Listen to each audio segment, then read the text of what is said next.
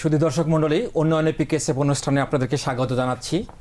দীর্ঘ সময় ধরে পিকেএসএফ এর নানামুখী উন্নয়ন কর্মকাণ্ড এই অনুষ্ঠানের মাধ্যমে আপনাদের সামনে তুলে ধরেছি।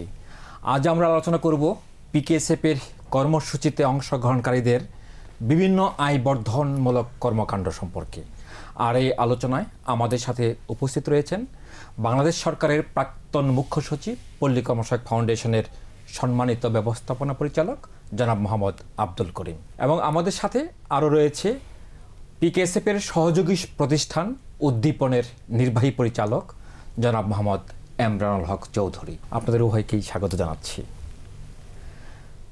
সুধীমণ্ডলী, মঙ্গা পীড়িত অঞ্চলে মঙ্গা নিরসনে লক্ষ্যে 2006 সালে পল্লী কর্মসহায়ক ফাউন্ডেশন মঙ্গা নিরসনে সমন্বিত উদ্যোগ বা সংযোগ নামে একটি কর্মসূচি আরম্ভ করে। মঙ্গা পীড়িত অঞ্চলের দরিদ্র মানুষদের প্রশিক্ষণ দিয়ে কর্মক্ষম করা এবং পূর্ণকালীন কর্মসংস্থান সৃষ্টি করাই এই কার্যক্রমের মূল উদ্দেশ্য। সংযোগ কর্মসূচির আওতায় ভার্মি কম্পোস্ট উৎপাদন, গরু মোটা তাজাকরণ, নেপিয়ার ঘাস চাষ করে কিভাবে ওই এলাকার মানুষগুলো স্বাবলম্বী হচ্ছে সে বিষয়ে একটি প্রামাণ্যচিত্র দেখার আমন্ত্রণ জানাচ্ছি।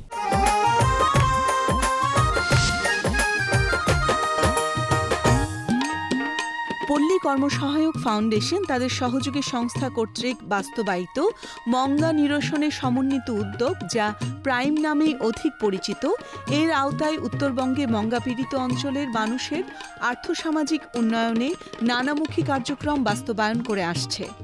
এরই ধারাবাহিকতায় নীলফামারী জেলার জলঢাকা উপজেলার মন্তেরডাঙ্গা গ্রামের 25 জন হতদরিদ্রকে ছাগল পালন, গাভী পালন, গরু মোটা তাজাকরণ, নেপিয়ার ঘাস উৎপাদন ও ভার্মি কম্পোস্ট তৈরির উপর প্রশিক্ষণ প্রদান করেন।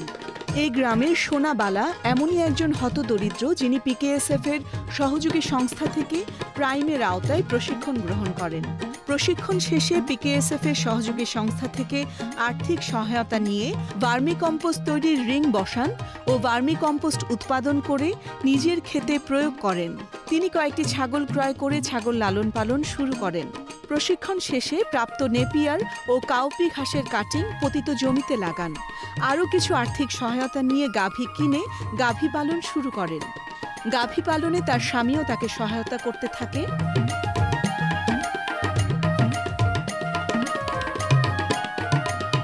সাব সমিতি ঢোকার পর আমি গরু মোটা তাজা করার প্রশিক্ষণ পাই। গরু প্রতিবারে লাভ করি, বেচা কিনে করতে করতে সার্ফে আমাদের ঘাসের কাটিং দেয়। ঘাসের কাটিং দিয়ে গরু হয়ে আরও বেশি লাভজনক হই। লাভজনক হওয়ার পর আবার ঘাস আমার কিছু বাঁচে, ঘাস এটা বাজারজাত করি, আমি লাভজনক হচ্ছি। এখন রঙের দিন ভালো যাচ্ছে। ছাগল, গাভী পালন ও ভার্মি কম্পোস্টের উপর প্রশিক্ষণ থাকায় তিনি বেশ সফলতা পান। আমি বছরে যে ছাগলের বাচ্চা পাই সে ছাগল আমি বিক্রি করি। আমি ছাগল বিক্রি করে সংসারে কাজে লাগাই। কয়েক মাস পর থেকেই তিনি ভার্মি কম্পোস্ট বিক্রি করে কিছু আয় করতে থাকেন।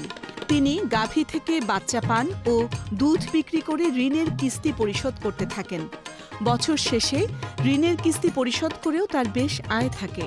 পরের বছরও পিকেএসএফ এর সহযোগী সংস্থা থেকে আর্থিক সহায়তা নিয়ে ছাগল, গাভী পালনের পাশাপাশি গরু মোটা তাজাকরণের লক্ষ্যে গরু ক্রয় করেন। তিনি নিজের পতিত জমিতে উৎপাদিত ঘাস গোখাদ্য হিসেবে ব্যবহার করতে থাকেন। এতে তার গরু ও গাভী লালন পালন ব্যয় অনেক কম হয়। তার গরুর আধুনিক বিজ্ঞানসম্মত বাসস্থান করতেও পিকেএসএফ তাদের সহযোগী সংস্থার মাধ্যমে সহায়তা করেছে। তাদেরকে আমরা গরু মোটা তাজা প্রশিক্ষণে আওতায় আনি। প্রশিক্ষণ শেষে তাদেরকে আমরা সার্ফের পক্ষ থেকে ঋণ প্রদান করি। সেই ঋণের টাকা দিয়ে প্রথম দুটি এরে গরু কেনে আধুনিক পদ্ধতিতে ইউএমএস খাওয়ানোর মাধ্যমে গরুটিকে বড় করে আস্তে আস্তে সে ইয়ার রাউন্ড সে গরু বিক্রি করে। এবং এই ঘাসের ক্ষেত্রে লাগানো পদ্ধতি থেকে শুরু করে কাটিং এবং বাজারজাতকরণ আমি তাদেরকে সহায়তা করি। এনারা বাজারে বিক্রি করেন। নিজেদের ছাগল এবং গরুদের খাওয়ানোর পর যে উদ্বৃত্ত ঘাস থাকে তা তিনি বাজারে বিক্রি করে আলাদা একটা মুনাফা পান। বর্তমানে তিনি পাকা বাড়ি করেছেন ও সন্তানদেরকে স্কুলে পাঠাচ্ছেন। শুধু সোনাবালাই নন, এ অঞ্চলের অনেক হতদরিদ্র পরিবারই পিকেএসএফ এর প্রাইম কর্মসূচির আওতায় প্রশিক্ষণ ও সহায়তা পেয়ে আজ শুধু দারিদ্রতাই নয়, মঙ্গাকেও জয় করে এগিয়ে যাচ্ছে অর্থনৈতিক সমৃদ্ধির পথে।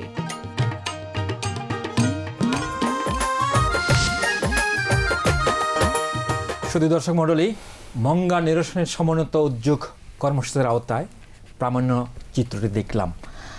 আলোচনার পালা। আলোচনার প্রথমেই স্যার আপনার কাছে প্রশ্ন, সেটা হলো যে নীলফামারী জেলার জলঢাকা উপজেলার একটি গ্রামের চিত্র দেখলাম। 25টি পরিবারের একটি তথ্য পেলাম।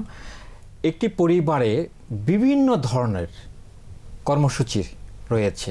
ছাগল পালন রয়েছে, ওই পরিবারে কিছু গরু পালা হচ্ছে, আবার ভার্মি কম্পোস্ট দেখলাম, নেপিয়ার ঘাস দেখলাম।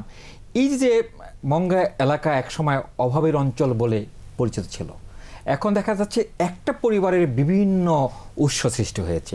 এই প্রক্রিয়াটা আরম্ভ হয়েছিল কবে স্যার, কিভাবে আরম্ভ হয়েছে? মঙ্গাতে হইল একটা সাময়িক অভাবের যখন কাজ পাওয়া যায় না, পল্লী কর্মসহায়ক ফাউন্ডেশন প্রথমে একটি জরিপ কার্য চালায় এই এলাকাগুলোতে কি করলে তাদের সমস্যার সমাধান করে, কি তাদের আছে, কি তাদের নাই, এই দরিদ্র এবং কি করা যায়, তাদের কোন কোন কাজগুলো হাতে নিলে তাদের মঙ্গা দূরীকরণ করা যায়। প্রথমে একটি সার্ভে, একটি জরিপ কার্য সম্পাদন করে, জরিপ কার্যের পর একটি বহুমাত্রিক দারিদ্র্য দূরীকরণ এবং উন্নয়ন পরিকল্পনা হাতে নেয় পল্লী কর্মসহায়ক ফাউন্ডেশন, যেটা সংযোগ বা প্রাইম বা মঙ্গা নিরসন কর্মসূচি গ্রহণ করে এবং পল্লী কর্মসহায়ক ফাউন্ডেশনের সহযোগী সংস্থার মাধ্যমে, যেমন ভার্মি কম্পোস্ট, জৈব সার উৎপাদন, অন্যান্য আয়বর্ধক কর্মসূচি ইত্যাদির মাধ্যমে তারা টেকসইভাবে যাতে এই লিন পিরিয়ডে যখন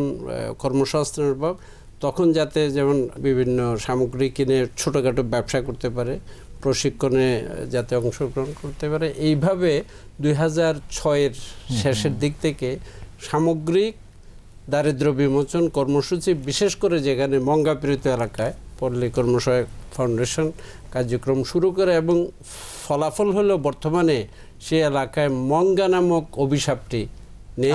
ইমরান ভাই, আপনার কাছে প্রশ্ন, স্যার যে কথাগুলো বললেন এবং এই প্রক্রিয়ার সাথে আপনারা জড়িত ছিলেন, যেহেতু আপনি একদম প্রথম থেকে 2006 সাল থেকে আপনি জড়িত ছিলেন, একটু যদি বলেন কিভাবে আরম্ভ হয়েছিল এবং স্যার যেটা আরম্ভ করেছিলেন যে একটি ব্যাপক জরিপের মাধ্যমে কাজটি আরম্ভ হয়েছিল, যেখানে কর্মসংস্থান, জীবিকায়ন, টেকসই জীবিকায়ন এবং তাদের বিশেষ করে খাদ্য নিরাপত্তাটা, যাতে খাদ্যের সরবরাহ করে, এই লক্ষ্যে আমরা মঙ্গা নিরসন।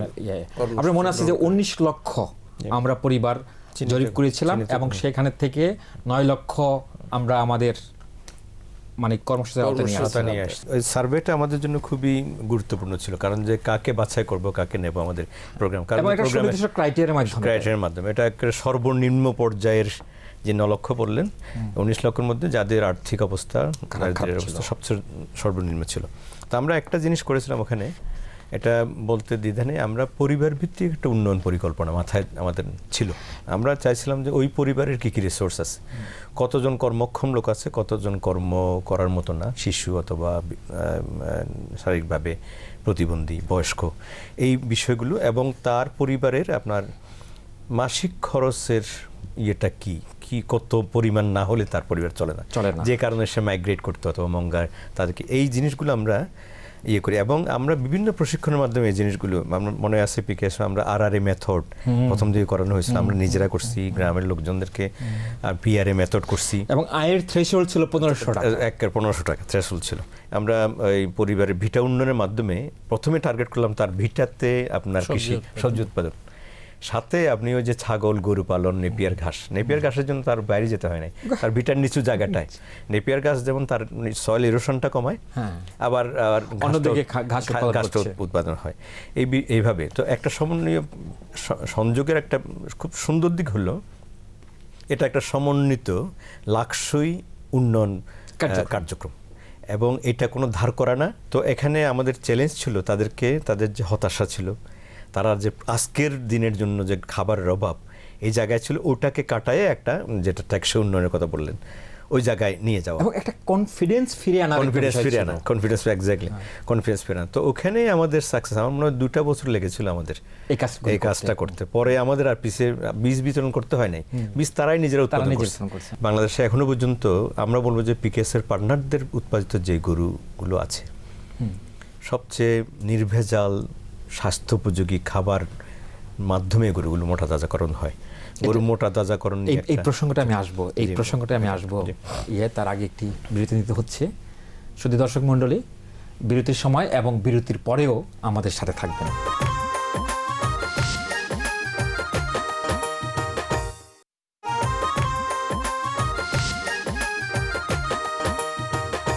শুধু দর্শক মণ্ডলী, বিরতির সময় এবং বিরতির পরে আমাদের সাথে থাকার জন্য ধন্যবাদ। বিরতিতে যাওয়ার পূর্বে আলোচনা করছিলাম মঙ্গা নিরসনের সমন্বিত উদ্যোগ কার্যক্রমের উপাদান সম্পর্কে এবং এই কার্যক্রমটি কিভাবে আরম্ভ হয়েছিল সে সম্পর্কে। প্রতিবেদন আমরা ভার্মিক কম্পোস্ট দেখলাম, সম্পূর্ণ নতুন ধারণা।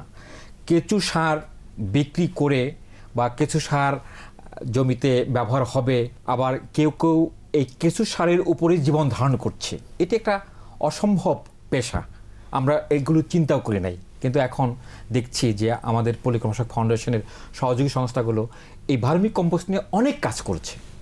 এই সম্পর্কে যদি স্যার আপনি একটু বলেন। কেঁচো সার হলো স্বল্প পুঁজিতে অল্প সময়ের মধ্যে এই সারটি তৈরি করা যায় এবং এটার জৈব উৎপাদনশীলতা বৃদ্ধি অনেক বেশি। এটি অত্যন্ত সহজ একটি টেকনোলজি। প্রথমে এটা শুরু করা হয় থাইল্যান্ড থেকে কিছু কেঁচো আমদানির মাধ্যমে। এই কেঁচোগুলা গোবরের এটা লালন পালন করে কেঁচোর সংখ্যা বৃদ্ধি করে সেখান থেকে জৈব সার তৈরি করা যায় খুব কম সময়ে, এবং এটি অতি সহজ একটি টেকনোলজি। হতদরিদ্র পরিবারের মহিলারা এই কেঁচো সার তৈরি করে মাসে 5-6 হাজার টাকা পর্যন্ত আয় করে থাকে। এবং আমরা আমাদের সহযোগী সংস্থার মাধ্যমে একটি রিং এবং কিছু গোবর কিছু কেঁচো এবং কিভাবে সার তৈরি করতে হবে আমরা প্রশিক্ষণ দিয়েছি, এবং তৈরি করে তো মার্কেটিং করতে, তাকে বিক্রি করতে হবে, বিক্রির ব্যবস্থা করেছি আমরা, এবং সেটা যাতে ব্যবহার কিভাবে করবে সেটাও আমরা প্রশিক্ষণের মাধ্যমে এটা প্রচুর জনপ্রিয়তা লাভ করেছে। কৃষক প্রয়োজনের চাইতে বেশি রাসায়নিক সার ব্যবহার করে মাটিটাকে ধ্বংস করে দেওয়ার একটা প্রক্রিয়া চলছিল, কিন্তু সেখান থেকে আমরা ফেরত আসতেছি। এই যে ভার্মি কম্পোস্ট, কেঁচু সারের যে এটা আপনারাও বিভিন্নভাবে এটা মাঠে জনপ্রিয় করছেন, আপনাদের ভূমিকা অসামান্য, অনেক ভূমিকা পালন করছেন। সে সম্পর্কে যদি স্যার যা বলেছেন তার অতিরিক্ত কিছু বলতে চান।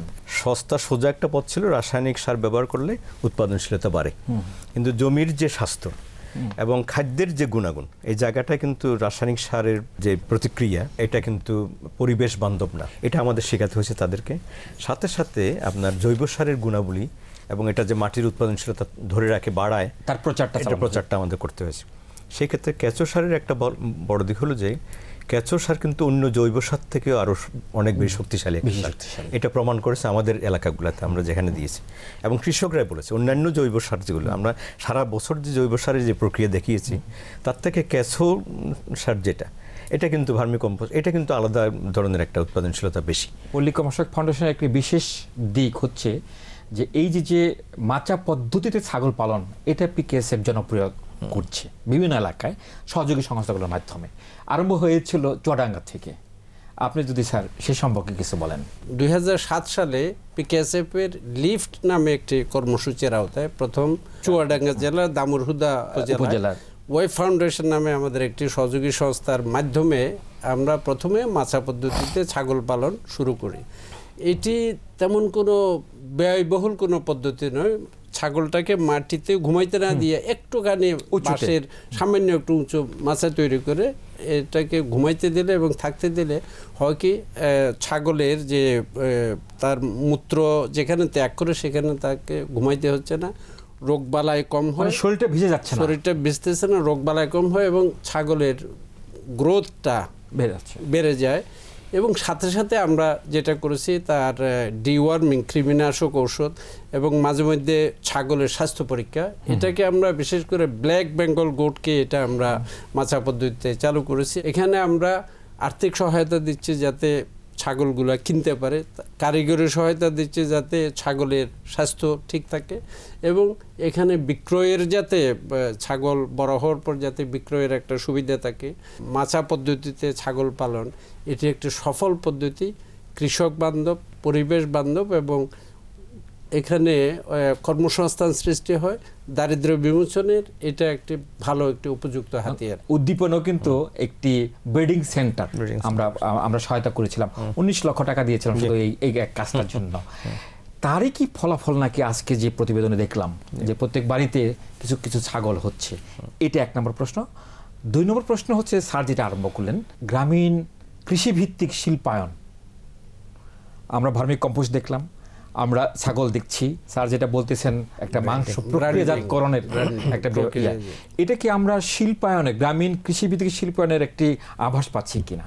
অবশ্যই ছাগল বা গরু পালন যেটা বলি ওটা তো আমরা বললাম যে আগে থেকেই করতো, কিন্তু আবার গরিবের ঘরে তো আর ছাগল ছিল না, কিন্তু ছাগল ছিল গরিবের ঘরের তার একটা অর্থনৈতিক জীবিকার একটা প্রক্রিয়া। তো এটার কারণে ছিল আপনার 2টা, একটা হলো যে রোগবালাই, ছাগলের রোগবালাই। তো এটা এখন কমে আসছে। এটা কমে আসার 2টা কারণ, একটা হলো যে মাচা পদ্ধতিতে ছাগল পালন, আরেকটা ব্যাপার হলো আমরা রোগবালাইয়ের আগে থেকেই সতর্ক করা এবং প্রয়োজনীয় ওষুধ ব্যবস্থা করা, টেকনিক্যাল সাপোর্টগুলো দেওয়া। আমরা পিওটেক ওখানে রাখছি আগে থেকে, যারা ভেটেরিনারি ডাক্তার রাখছি। এবং আপনি যেটা বললেন যে আমরা খামার থেকে কিন্তু ভালো জাতের ছাগল সরবরাহ করা, এই জিনিসগুলো আমরা করেছি। যার ফলে হয়েছে কি, ছাগল পালন খুব কঠিন পদ্ধতি না। যেই বিষয়গুলো তাকে ছাগল পালন থেকে ওই পরিবারকে দূরে সরে নিয়ে আসছিল, এই 3টা মূলত বিষয়: রোগবালাই, মৃত্যু হারটা বেশি, ভালো জাতের ছাগল না পাওয়া এবং ওইটার রোগবালাই হলে চিকিৎসা, 3টাই আপনারা আমরা সহায়তা করছি। এবং আরেকটা জিনিস দেখার বিষয়, আগে ব্ল্যাক বেঙ্গল গোটটা ছোট সাইজের ছিল, এখন কুষ্টিয়াতে চুয়াডাঙ্গাতেই দেখা যায় ব্ল্যাক বেঙ্গল গোটটা অনেক বড় হয়েছে, জাতের। তো এখানে শিল্পায়নের যে জায়গাটা, আমার মনে হয় এখানে পুঁজি এবং মার্কেটের সঙ্গে লিঙ্কেজ, এই জায়গাটা আমাদের অনেক কাজ।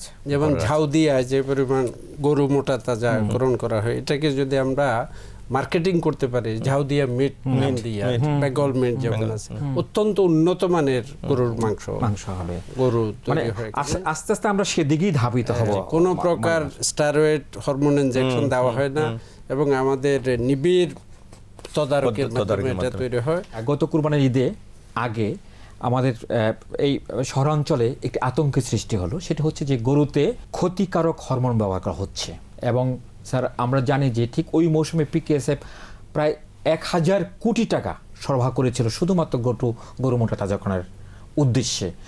সেই সময় পিকেএসএফের ভূমিকাটা কী ছিল? যারা গরু মোটা তাজাকরণ করবে তারা যাতে কোনো প্রকার হরমোন প্রয়োগ না করে এবং এখানে আমাদের নিবিড় যে মনিটরিং ব্যবস্থা, এটা অত্যন্ত নিবিড় এবং অত্যন্ত কঠোর নিয়ন্ত্রণ ব্যবস্থা বলতে গেলে।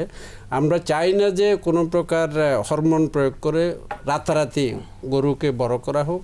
আমরা চেয়েছি যে প্রশিক্ষণ দিয়েছি আমরা, খাবার কিভাবে দেবে, তাকে সুস্থ কিভাবে রাখা হবে, রোগবালাই প্রতিরোধ করবে কিভাবে, ওষুধ খাওয়াতে হবে।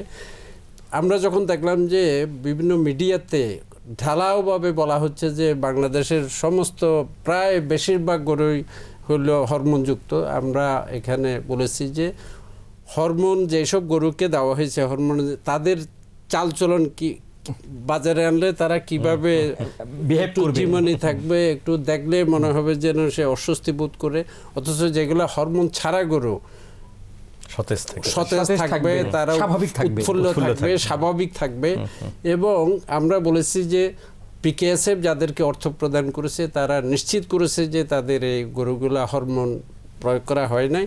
সুতরাং হরমোনের যারা যেগুলা গরু আছে সেগুলা বাদ দিয়া দেশের অধিকাংশ গরুই নিরাপদ এবং এতে করে তারা বাজার মূল্য পেয়েছে, এই গরুগুলা বাজারে যথাযথভাবে বিক্রয় হয়েছে। আমাদের সহযোগী সংস্থা যারা, আমরা এই ব্যাপারে কোনো প্রকার উৎপাদকরা সেই মূল্যটা পেয়েছে এবং এতে আমরা সুখী, কারণ তারা যে কঠোর পরিশ্রম করেছে, বিনিয়োগ করেছে, তারা তাদের যথাযথ মূল্য পেয়েছে। স্যার অনেক ধন্যবাদ আপনাকে। ইমরান ভাই, আমি একটু যোগ করি, আমাদের প্রশিক্ষণে কিন্তু গরু মোটা তাজাকরণ এবং গরু পালনের অন্তর্ভুক্ত করা এবং সিরিয়াসলি এগুলো শেখানো হয়। এটা একটা। 2 নম্বর একটা মজার জিনিস হলো আমাদের গরুগুলো, আমি যদি উদ্দীপনের কথা বলতে পারি, প্রথমে এই আতঙ্ক যখন হয়, এই আতঙ্কের ফলে আমাদের যারা কৃষক ছিল, গরু মোটা তাজাকরণ করছিল আমাদের ঋণের নিয়ে, তাদের গরুগুলো আগেই বিক্রি হয়ে যাবে, স্থানীয়রা এই গরুগুলো কিনে। জি, কারণ তারা জানে যে এখানে এই জি, ইয়েগুলো হয়নি, জি। এবং বাজারে দেখা গেছে যে ভারতীয় গরু বা বাইরে থেকে আনা গরুগুলো রয়ে গেছে, আমাদের গরুগুলো বিক্রি হয়েছে, এবং ঘর থেকে গিয়ে গরুগুলো কিনছে তারা। পিকেএসএফ এর অনেক সার্কুলার আছে এই ব্যাপারে, অনেক সার্কুলার নির্দেশনা আছে। অনেক ধন্যবাদ ইমরান ভাই আপনাকে, ধন্যবাদ স্যার আপনাকে এই সমৃদ্ধ আলোচনায় আমাদের সুযোগ করে দেওয়ার জন্য, এবং আশা করি ভবিষ্যতে আবার এই স্টুডিওতে আবার দেখা হবে। শুধু দর্শক মণ্ডলী, প্রশিক্ষণ দিয়ে কর্মসংস্থানের ব্যবস্থা করা সংযোগ কর্মসূচির অন্যতম লক্ষ্য, যা মঙ্গাপীড়িত অঞ্চলের মানুষের দরিদ্র অবস্থা দূর করার পাশাপাশি মানব মর্যাদা প্রতিষ্ঠায় অগ্রণী ভূমিকা রাখছে। মানব মর্যাদা প্রতিষ্ঠায় পিকেএসএফ-এর কর্মপ্রয়াস ভবিষ্যতে অব্যাহত থাকবে, সে প্রত্যাশায় আজকের অনুষ্ঠান শেষ করছি। আগামী অনুষ্ঠান দেখার আমন্ত্রণ রইল।